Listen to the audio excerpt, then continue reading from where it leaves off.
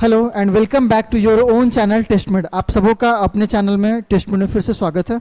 I hope आप सबों ने लाइक शेयर सब्सक्राइब कर लिया होगा, और जो भी लोग अभी तक लाइक शेयर सब्सक्राइब नहीं किए हैं वो जल्दी से जल्दी कर लें, और अपने जितने भी मित्र हैं, आपके मित्र सहपाठी जो भी X-ray technician BTSC DSSB RRB की तैयारी कर रहे हैं, उन तक ये पहुँचाएं। साथ ही आप लोगों को फिर से बताएं, DSSB की एडमिट कार्ड पहले ही आ चुकी है, जो 24 तारीख को एग्जाम होना है। बिहार BTSC की एग्जाम 26 तारीख से प्रस्तावित है, इसकी भी एडमिट कार्ड बहुत जल्द जारी होगी। तो आप सभी, अब बिल्कुल क्रूशियल टाइम बचा है, और आप सबों के लिए आज बहुत ही इंपॉर्टेंट सेशन लेकर हम लोग आए हैं, रेडिएशन प्रोटेक्शन एंड बायोलॉजी, जो कि कंप्लीट वन शॉर्ट वीडियो है।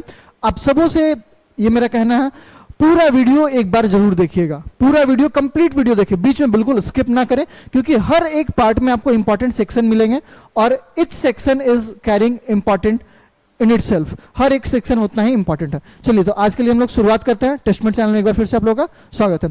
पहला क्वेश्चन की ओर बढ़ते हैं। पहला क्वेश्चन है, what is the threshold dose for gastrointestinal syndrome. Gastrointestinal syndrome के लिए दहलीज खुराक क्या है।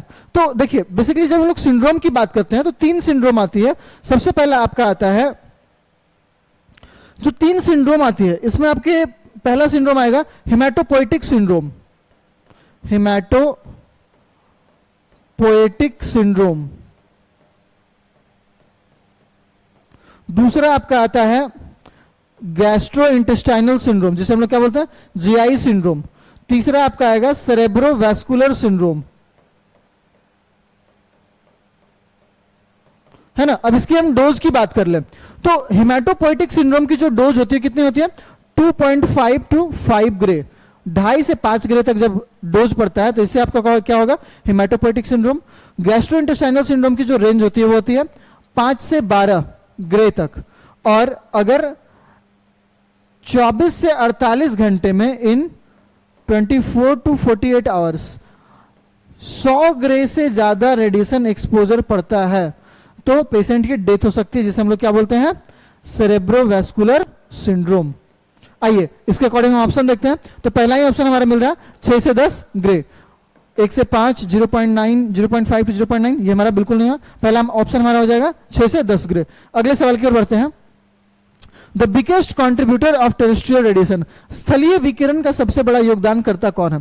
तो अगर हम ऑप्शन देखें, रेडॉन, यूरेनियम 238, रेडॉन 222, कैल्शियम 60 और इंडियम 121। तो बेसिकली अगर आप लोग इसका एक देखेंगे, पाई चार्ट है जिसमें रेडॉन की जो कंट्रीब्यूशन होती है कितनी होती है, एनीवन फ्रॉम द सेशन, फटाफट से कोई बताइए।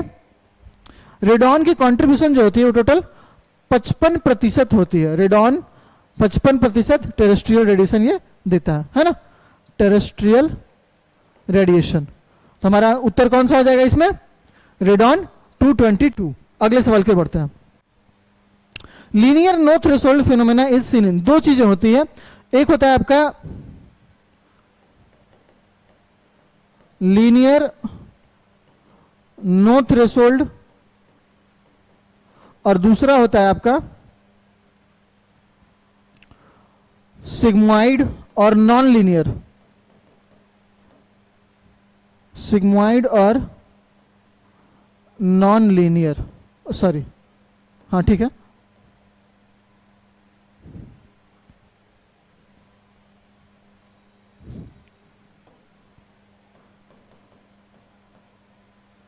है ना, और ये आपका होगा थ्रेशोल्ड। तो ये जो देखने को मिलता है हम लोगों को स्टोकास्टिक इफेक्ट में,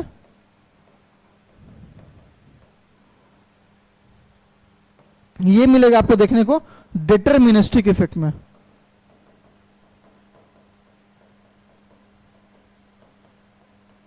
ठीक है, ये डिटरमिनिस्टिक इफेक्ट में आपको देखने को मिलेगा। तो हम बात करते हैं स्टोकास्टिक इफेक्ट, डिटरमिनिस्टिक इफेक्ट में क्या क्या हमारा आ जाता है, स्किन इराइदेमा, कैटरेक्ट, म्यूकोसाइटिस, ये आपके किसके एग्जांपल है, डिटरमिनिस्टिक इफेक्ट के। Cancer, leukaemia are the examples of stochastic effect. तो नो थ्रेशोल्ड एंड लीनियर हमें किसमें मिल जाएगा, कैंसर में। चलिए अगले सवाल की ओर बढ़ते हैं। The full occupancy factor for a particular barrier taken in consideration for X-ray room construction is, X-ray कक्ष के निर्माण के लिए ध्यान में रखे गए एक विशेष अवरोध के लिए पूर्ण अधिभाग कारक है। तो बेसिकली ऑक्यूपेंसी फैक्टर क्या है, ये है कि कितना समय, मान लीजिए अगर ये ट्रीटमेंट रूम है तो इसके बगल वाले रूम में वो कितने देर तक ऑक्यूपाइड है ना। Amount of time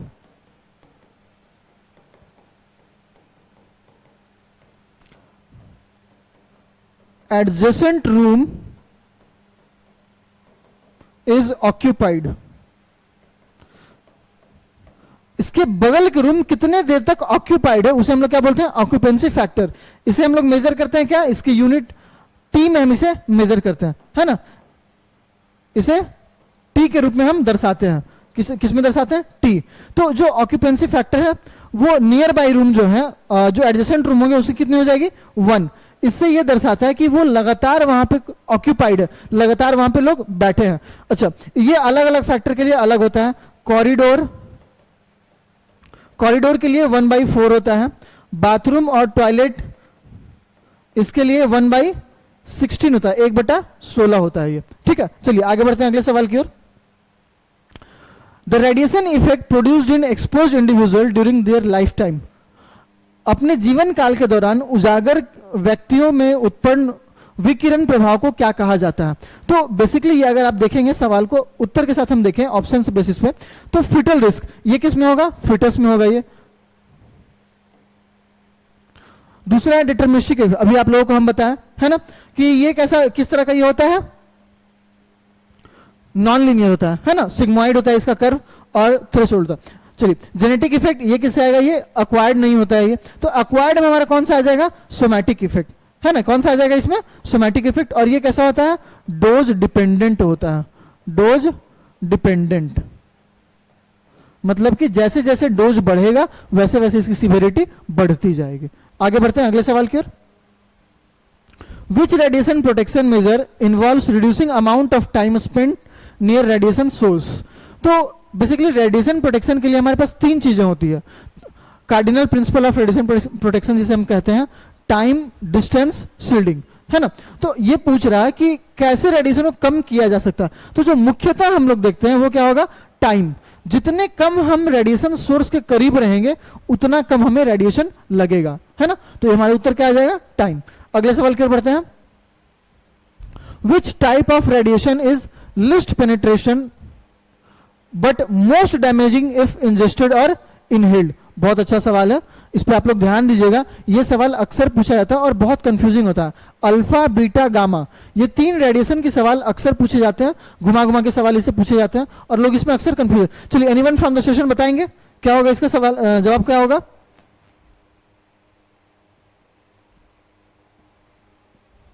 anyone from the session. देखिए जो हम लोग बात करें पेनिट्रेशन पावर की, पेनिट्रेशन है ये, ओ है बीच में, तो लिस्ट पेनिट्रेशन, हाईएस्ट पेनिट्रेशन किसका होता है, हाईएस्ट पेनिट्रेशन किसका होगा, गामा रेज का। और हाईएस्ट आयनाइजिंग पावर किसका होगा, अल्फा रेज का, है ना। तो आंसर देखिए हमारे पास क्या है, अल्फा पार्टिकल्स है ना, तो अल्फा पार्टिकल्स हमारे उत्तर में चले जाएंगे। Okay, which type of radiation is list penetrating. लेकिन जब इसे इंजेस्ट किया जाएगा तो ये क्या कराएगा, अंदर में जाके आयनाइजेशन कराएगा, है ना, बायोलॉजिकल डैमेज करेगा टिश्यूज को और सेल्स को। अगले सवाल की ओर बढ़ते हैं। Radiation dose to cause lethal effect death in gray. अभी आप लोग को हम सबसे पहले सवाल में बताए थे 3 तरह का सिंड्रोम हमारे पास है, कौन कौन सा बताइए फटाफट से। सेरेब्रोवैस्कुलर सिंड्रोम, गैस्ट्रोइंटेस्टाइनल सिंड्रोम और एक और क्या था, 3 तरह के सिंड्रोम थे ना, हेमाटोपोइटिक सिंड्रोम। चलिए तो एक इसमें आपका मिलेगा लीथल डोज। लीथल डोज क्या होता है, मतलब ये डेथ की हम लोग बात कर रहे हैं, तो वैसे डोज जिसकी वजह से डेथ हो जाए, है ना। Dose causes 50% dose, 50% dose. Lethal dose का मतलब क्या होता है,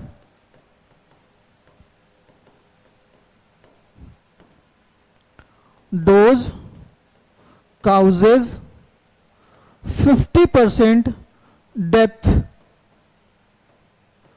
in specific time, specific time में। और यह स्पेसिफिक टाइम हमारा कितना होता है, 60 डेज, है ना। इसे हम लोग क्या बोलते हैं, lethal days, lethal dose. Basically ये कितना होता है, 4 ग्रे होता है, 4 ग्रे। कितना होता है ये,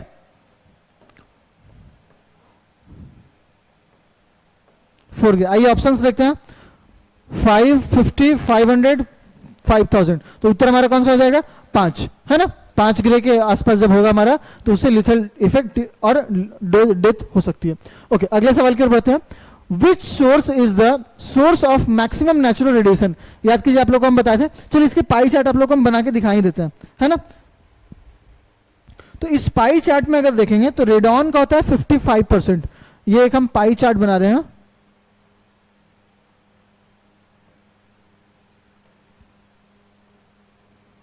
कम हो गया क्या? और ज्यादा होना चाहिए ना।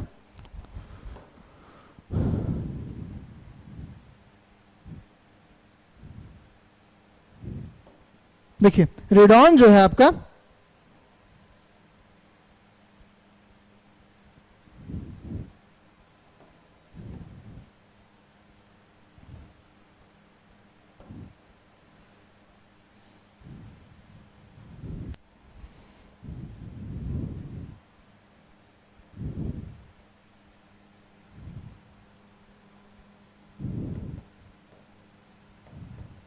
रेडॉन 55% होता है। रेडॉन कितना होता है?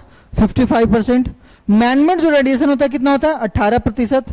इंटरनल 11%। तो देखिए पहले कौन कौन से इसमें आ जाएगा ये देख लेते हैं। रेडॉन 55%, मैनमेड, इंटरनल, टेरेस्ट्रियल और कॉस्मिक, है ना। कॉस्मिक और टेरेस्ट्रियल जो होता है वो 8% होता है। कितना? 8%, 8%। ये हो गया आपका कॉस्मिक और टेरेस्ट्रियल। ये दोनों कितना है आपका? 8%। 8%। ये भी कितना है? 8%, है ना। और इसमें और दो क्या बच गया? एक इंटरनल होता है, एक मैनमेड होता है। तो इंटरनल कितना हो जाएगा हमारे पास? इंटरनल होता है आपका 11% और मैनमेड कितना होता है? 18%। इसको ध्यान रखिएगा आप लोग। इसका अगर स्क्रीनशॉट आप लोग लेना चाहें तो लेकर रख लीजिएगा, ये बहुत इंपॉर्टेंट है, हमेशा अक्सर पूछा जाता है। तो हमारे पास उत्तर कौन सा हो जाएगा? रेडॉन, है ना। रेडॉन हमारा उत्तर हो जाएगा। Radon is the maximum source of natural radiation. अगले सवाल की ओर बढ़ते हैं। Standard thickness of lead apron used in standard thickness of lead aprons. Lead apron में उपयोग किए जाने वाले लीड की मानक मोटाई कितनी होती है? तो बेसिकली ये जो रेंज होता है 0.25 से 0.5 तक जाता है। लेकिन देखिए हम रेंज बोल रहे हैं, ये नहीं बोल रहे हैं कि इतना ही यूज होता है, MMPB। लेकिन जो आमतौर पे हम लोग इस्तेमाल करते हैं वो कितना होता है? 0.5 MMPB इज यूज्ड जनरली, है ना। और इसमें जो होता है, अगर हम बात करें कि कितने रेडिएशन से ये बचा पाता है हमें, तो 50 kVp पे 50 kVp पे ये हमें 100% रेडिएशन से बचाता है। वहीं अगर हम बात करें 75 kVp पे, ये 88% रेडिएशन से बचाता है। और 100 kVp पे ये 76% रेडिएशन से बचाता है। ध्यान रखिएगा, बहुत अच्छा डाटा है, बहुत इंपॉर्टेंट डाटा है। इसे आप लोग अपने नोट्स में नोट डाउन कर लेंगे, सवाल इससे आ सकते हैं। तो हमारा ऑप्शन क्या है? 0.5 mm। और आगे भी हो सकता है इससे सवाल हमें मिल जाए। आइए आगे देखते हैं। Which of the following is the example of late deterministic somatic effect of the radiation? तो हम लोग अभी देखे थे सोमैटिक इफेक्ट और डिटर्मिनिस्टिक इफेक्ट। एग्जाम्पल हमारे पास है blood changes, cataract formation, skin erythema, GI syndrome. ये तीनों जो आपके हैं ये आपके अर्ली डिटर्मिनिस्टिक इफेक्ट में आते हैं, है ना। तो जो सोमैटिक लेट में आएंगे वो क्या आएगा? Cataract formation. कैटरेक्ट फॉर्मेशन ये तुरंत से नहीं होता है। This affect the lens of eye. किसको अफेक्ट करेगा ये? Lens of eye. Lens of eye को जब रेडिएशन से अफेक्ट होता है तो कैटरेक्ट होता है और ये लेट सोमैटिक इफेक्ट में आता है। ठीक है, अगले सवाल की ओर बढ़ते हैं। How much protection provided from 75 kVp X-ray beam when using 0.5 mm equivalent apron? अभी जस्ट हम लोग किए हैं, कितना हो जाएगा? 88% उत्तर हमारा हो जाएगा। अगले सवाल की ओर बढ़ते हैं। With the use of rare earth intensifying screen the patient dose is reduced because of. देखिए फिर से बहुत अच्छा सवाल आया है। जब भी हम लोग इंटेंसिफाइंग स्क्रीन का इस्तेमाल करते हैं और उसमें भी रेयर अर्थ का यूज करते हैं, तो रेयर अर्थ की जो प्रॉपर्टी होती है वो क्या होती है? Rare earth has property, it has greater conversion efficiency. इसकी कन्वर्जन इफिशियंसी जो होती है वो हाई होती है।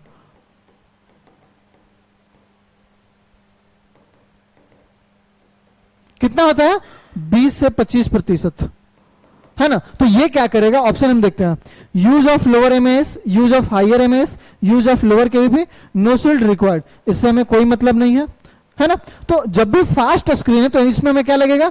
यूज ऑफ लोअर एमएस, है ना। चलिए आगे बढ़ते हैं अगले सवाल की ओर।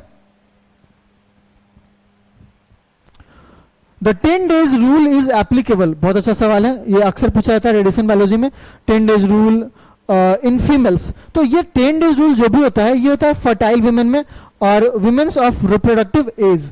तो 10 day रूल की जो स्टार्ट होती है, it starts from the first day of the blood secretion. जिस दिन से मेंस्ट्रुएशन स्टार्ट होता है, उस ऑनसेट ऑफ मेंस्ट्रुएशन, उस दिन से इसे हम लोग काउंट करते हैं। आइए ऑप्शंस देखते हैं।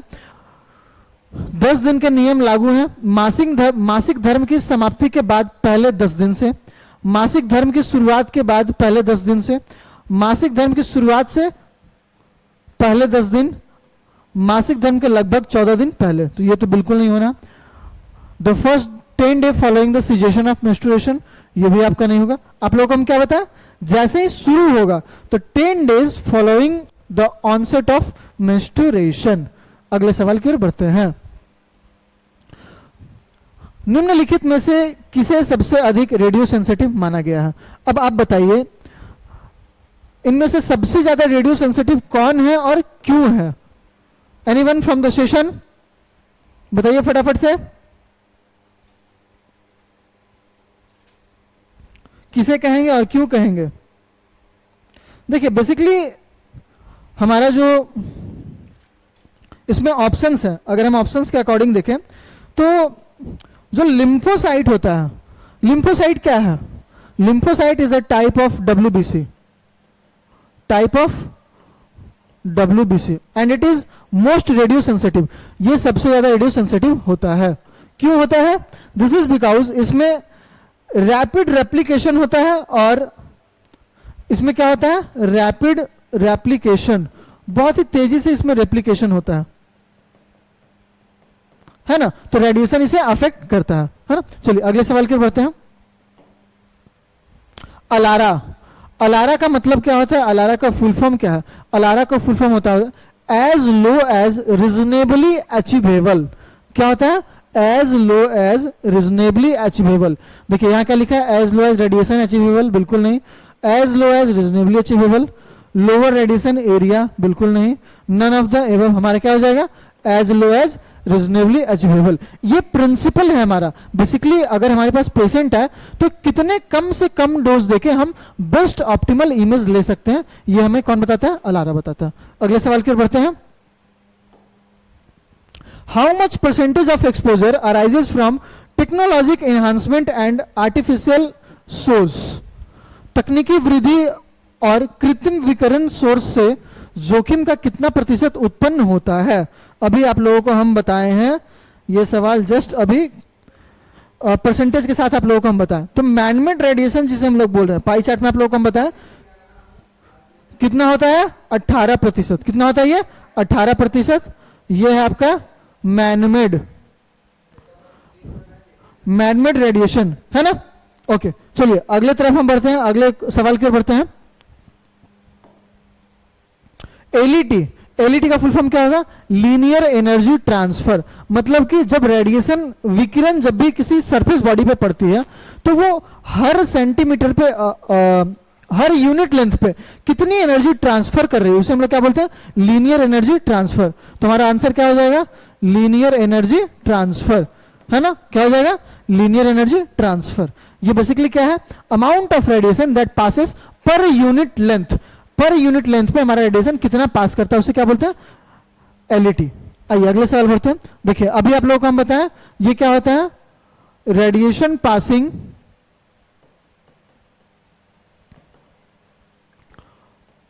Per unit length. अब आप लोग गौर फरमाइएगा, रेडिएशन के लिए हम लोग क्या यूज करते हैं, किलो इलेक्ट्रॉन वोल्ट, और लेंथ है तो क्योंकि लेंथ जो होगा वो बहुत कम होगा, mm होगा, सेंटीमीटर होगा, माइक्रोमीटर होगा, है ना। तो ये देखिए हमारे पास क्या है, माइक्रोमीटर। इस तरह का ऑप्शन है हमारे पास, पहला option kilo electron volt MS नहीं, वोल्ट एंड माइक्रोमीटर बिल्कुल नहीं, किलो वोल्ट एंड मीटर नहीं, तो क्या हो जाएगा ये micrometre, kilo electron volt and micrometre. अगले सवाल की ओर बढ़ते हैं। In which phase of cell division cells are more radio sensitive. कोशिका विभाजन के किस चरण में कोशिकाएं अधिक रेडियो सेंसिटिव होती है। बहुत अच्छा सवाल है।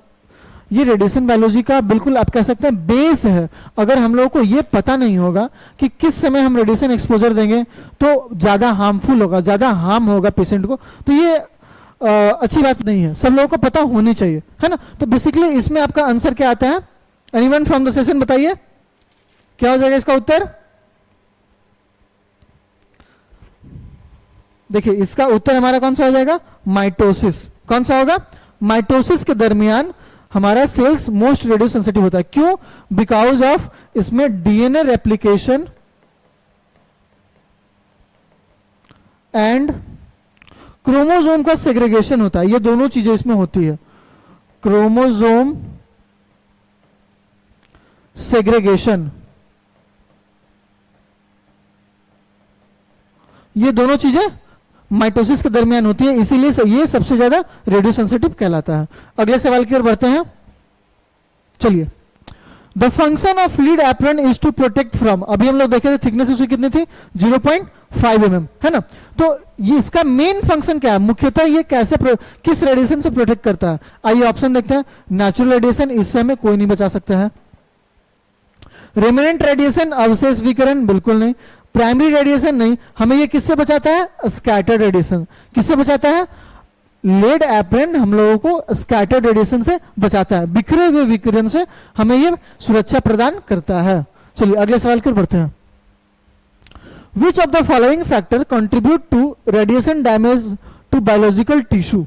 देखिए बहुत अच्छा सवाल है कि निम्नलिखित में से कौन सा कारक जैविक ऊतकों को विकिरण में क्षति का योगदान देता है। ऑप्शंस देखते हैं। Size of the irradiated area, absorb dose, radiation quality, all the above. तो ये इसमें हमारा क्या हो जाएगा, ऑल द अबव। ये सारे फैक्टर से हमारा रेडिएशन डैमेज बायोलॉजिकल टिश्यू को अफेक्ट करेगा, है ना। चलिए आगे से बढ़ते हैं अगले सवाल की ओर। देखिए हम लगातार आप लोगों के साथ सवाल कर रहे हैं। आप लोगों को फिर से बताएं, ये एग्जाम को पॉइंट ऑफ व्यू रखते हुए, बिल्कुल एग्जाम के लिए बहुत कम टाइम रह गया, उसको दिमाग में रखते हुए ये सेट को बनाया गया है। और इसमें बिल्कुल बहुत ही इंपॉर्टेंट और क्रूशियल क्वेश्चन है जो कि हो सकता है डायरेक्ट आपके एग्जाम के सेट में मिल जाए। तो बिल्कुल भी इसे स्किप ना करें और पूरे वीडियो को देखें। ये reading can be obtained by the following personal monitoring device. निम्नलिखित में से व्यक्तिगत निगरानी उपकरणों द्वारा तत्काल पढ़ना प्राप्त किया जा सकता है। तो इंस्टेंट रीडिंग हमें किससे मिल सकती है, तो बेसिकली ऑप्शन देखते हैं। Pocket dosimeter, TLD, film badge, lithium fluoride. तो टीएलडी का फुल फॉर्म क्या होता है, थर्मोल्यूमिनेसेंस डोजीमीटर। ये किस पे काम करता है, जब इसको हम लोग उष्मा प्रदान करते हैं, जब गर्मी इसे मिलती है ना, when it is heated after the exposure. Thermo means क्या होता है, हीट। लुमिनेसेंस मीन्स क्या होता है, लाइट। तो ये हमारा उत्तर में बिल्कुल नहीं आएगा, है ना, ये हमारा नहीं जाएगा। ऑप्शन में हमारे पास और क्या है, फिल्म बैज में बेसिकली प्लास्टिक के बने होते हैं, है ना। इसमें आपके स्टेनलेस स्टील की लाइनिंग होती है, होल्डर होते हैं, अलग अलग चीजें। तो ये भी हमारा बिल्कुल नहीं होगा। तो हमारा आंसर कौन सा जाएगा, लिथियम फ्लोराइड भी नहीं होता, ये भी आपका लुमिनेसेंस पे काम करता है। तो पॉकेट डोजीमीटर हमारा आंसर हो जाएगा। पॉकेट डोजीमीटर में क्या होता है, ये आपको आयनाइजेशन चैम्बर से, ये स्मॉल आयनाइजेशन चैम्बर से आपको रेडिएशन को मेजर करता है। Ionization gas within small ionization chamber, ionization gas within a small gas chamber, है ना, इससे ये इसको मेजर करता है। चलिए अगले सवाल की ओर बढ़ते हैं। तुम्हारा आंसर कौन सा हो जाएगा, pocket dosimeter. Next question, radiation that deviates from the in other direction while passing through the part is termed as. वह किरण जो भाग से गुजरते हुए समय दूसरी दिशा में विचलित हो जाए उसे क्या कहते हैं? ऑप्शन हमारे पास है scattered radiation, leakage radiation. Leakage radiation कहां से निकलता है? ये एक्सरे ट्यूब से निकलता है, ये हमारे उत्तर में नहीं जाएगा। सेकेंडरी रेडिएशन क्या होता है? जो पेशेंट से टकराने के बाद होता है उसे हम क्या बोलते हैं? Secondary radiation. रेमिनेंट रेडिएशन है तो ये किसके लिए हो जाएगा? Scattered radiation. और इसे हमें कौन बचाता है? Which provide shielding from the scattered radiation? Lead apron, जिसकी थिकनेस कितनी थी? 0.5 mm लीड, है ना। अगला सवाल, the unit of absorb dose, बहुत ही महत्वपूर्ण सवाल है। अक्सर ये सवाल पूछे जाते हैं और लोग इसमें कंफ्यूज होते हैं, और हमें जहां तक लगता है इसे सवाल आएगा ही आएगा, तो इस पर आप लोग विशेष ध्यान देंगे। देखिए एब्जॉर्ब डोज, एब्जॉर्ब डोज की अगर हम बात कर रहे हैं, इसकी यूनिट जो होती है, यूनिट जो होगा वो क्या होगा? रैड, जिसका फुल फॉर्म क्या होता है? Radiation absorbed dose. और जब एसआई यूनिट की बात होगी तो एसआई यूनिट कितना होता है हमारे पास? इसका एसआई यूनिट होता है ग्रे। आइए ऑप्शन देखते हैं क्या लिखा है? यूनिट, ना कि एसआई यूनिट, तो यूनिट कौन सा हो जाएगा? रेड। अगले सवाल की ओर बढ़ते हैं।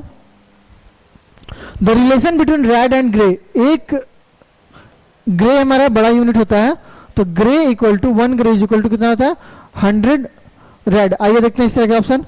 1 grey 1 red, 1 grey 1000 red, 1 grey 100 red. ये आपका ऑप्शन बी है, ये ऑप्शन सी है। ठीक है, तो कितना हो जाएगा? 1 gray is equal to 100 rad. ध्यान रखिएगा, बहुत ही इंपॉर्टेंट है, अक्सर सवाल पूछे जाते हैं, लोग गलत कर बैठते हैं। एक्टिविटी की यूनिट क्या है? फिर से वही बात आई, एक्टिविटी। इसकी जब हम यूनिट की बात करेंगे तो इसकी यूनिट होती है क्यूरी, और एसआई यूनिट की हम बात कर ले वो होता है बैकरल। क्या होता है? बैकरल। तो ऑप्शन हमारे पास क्या है? क्यूरी। देखिए बैकरल भी है, लेकिन ये नहीं होगा, ये नहीं होगा। क्यों? क्योंकि ये एसआई यूनिट नहीं पूछा गया, यहां किसकी बात की गई है? यूनिट की। अगले सवाल के बढ़ते हैं। Which is the SI unit for the equivalent dose? फिर से सवाल आया है, इक्विवेलेंट डोज। अब यहां पे सवाल क्या है? SI unit. एसआई यूनिट के लिए कौन सा होगा आपका? एनीवन फ्रॉम द सेशन बताइए फटाफट से, क्या होगा? इक्विवेलेंट डोज की एसआई यूनिट कौन सा होगा?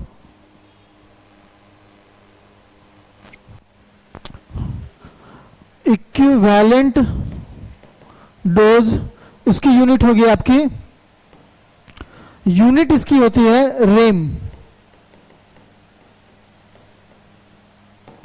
और एसआई यूनिट क्या होगा? सीवर्ट। रेम की फुल फॉर्म होती है रेडिएशन, ओके, तो रेम की फुल फॉर्म क्या होगी हमारे पास? Anyone from the session? Radiation induced man, है ना, radiation induced man. Radiation equivalent man, चलिए ये आप लोगों को हम बोल रहे हैं।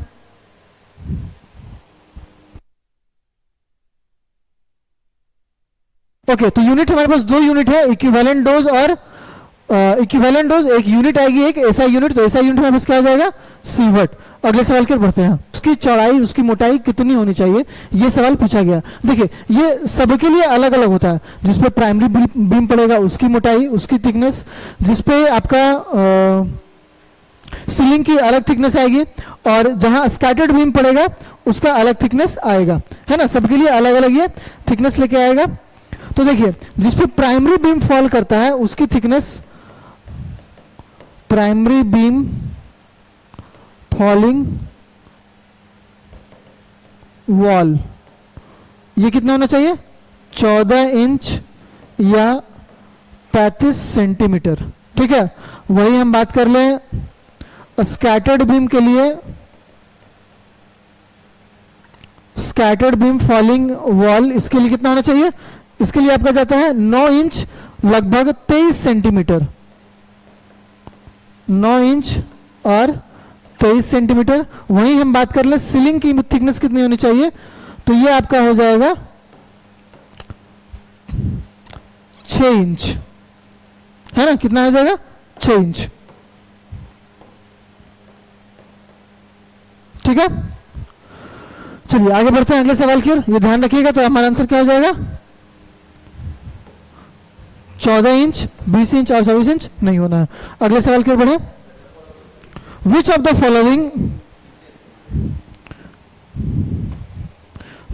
Following is use to measure instant radiation dose? निम्न में से तत्काल विकिरण खुराक को मापने हेतु किसका प्रयोग किया जाता है? अभी आप लोगों को हम बताए थे किसके लिए किसका इस्तेमाल करते हैं? पॉकेट डोजीमीटर का इस्तेमाल हम लोग करते हैं। किसका इस्तेमाल करते हैं? Pocket dosimeter is use for the measuring of instant radiation dose, है ना।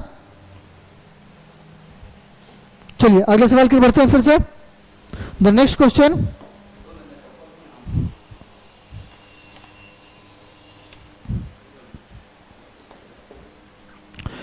In India personal monitoring services is offered by?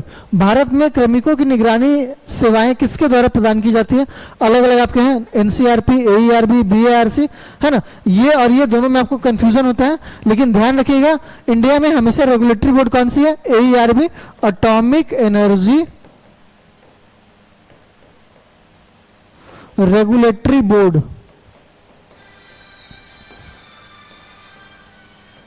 जिसकी गठन कब की गई थी? नवंबर 1983 में।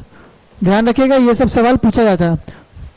देखिए एक बहुत ही महत्वपूर्ण बात, आप लोगों के लिए क्वेश्चन सेशन तो हम लोग लेके आ रहे हैं, लेकिन शायद आपके लिए एक सवाल होगा, लेकिन हम लोग ध्यान दीजिएगा हर एक सवाल के चारों ऑप्शंस को एक्सप्लेन कर रहे हैं और साथ ही उसके एक्सप्लेनेशन में बहुत सारे जवाब छुपे होते हैं।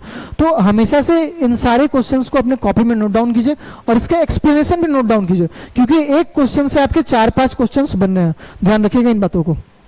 आगे बढ़ते हैं।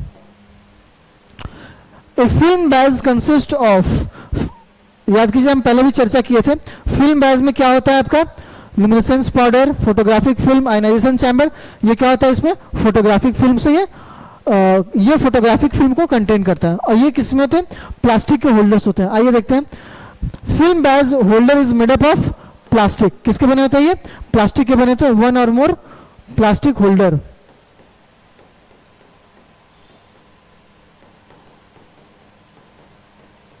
ठीक है, अगले सवाल की ओर बढ़ते हैं। The typical radiation dose receive by a non contrast head CT scan is? एक गैर विपरीत सिर सीटी स्कैन द्वारा प्राप्त विशिष्ट विकिरण की खुराक कितनी होगी? मिली सीवर्ट में पूछा जा रहा है। ये कितना होता है? डेटा बेस्ड है, 1.4 मिली सीवर्ट होता है। आइए अगले सवाल की ओर बढ़ते हैं। Which of the following prenatal stage of development is radio sensitive? Prenatal stage के रेडियो सेंसिटिव स्टेज कौन सा है? बहुत अच्छा सवाल है।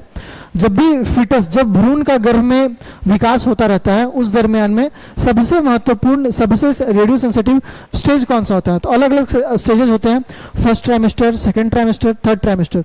तो बेसिकली फर्स्ट ट्राइमेस्टर में आपका ऑर्गेनोजेनेसिस होता है ना। तो ये सबसे ज्यादा रेडियो सेंसिटिव होगा। तो कौन सा होता है हमारे पास? First trimester, because organogenesis, organogenesis, है ना। सारे अंगों का निर्माण उसमें चलता रहता है, इसलिए सबसे इंपॉर्टेंट होता है और ये जरूरी होता है। चलिए तो आज के सेशन में यही इतना ही। हम लोग ने बहुत सारे इंपॉर्टेंट क्वेश्चंस देखे, बहुत महत्वपूर्ण सवाल देखे और आशा करते हैं आप सबों को अच्छा लगा होगा। जिनको भी जहां भी दिक्कत लगी वो हमारे कमेंट सेक्शन में बताएं, हम लोग जरूर उसके उत्तर देंगे। We will try our best to reply you the earliest possible. हाँ, हमारे टेलीग्राम चैनल से जुड़ना बिल्कुल ना भूलें और यूट्यूब चैनल को लाइक शेयर सब्सक्राइब जरूर करें। Okay, thank you.